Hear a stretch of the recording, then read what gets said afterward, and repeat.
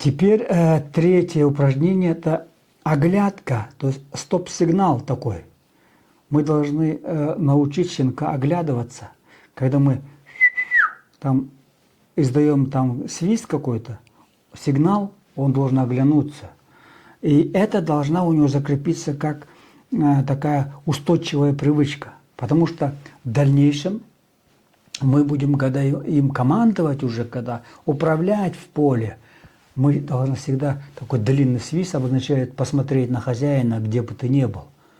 А в это время, когда он на нас оглянулся, мы можем подать жест рукой вправо, влево и туда.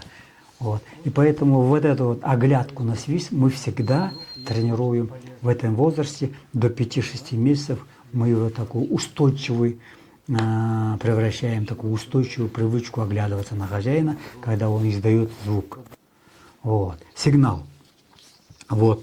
Эти вещи будут в будущем. Мы не забываем, что мы сейчас формируем вот только знакомство с этими сигналами и их закрепляем ненавязчивым методом, таким не дрессировочным, не принудительным, а пока он такой голодный, пока у него жор на еду, вот эти все вещи мы закрепляем.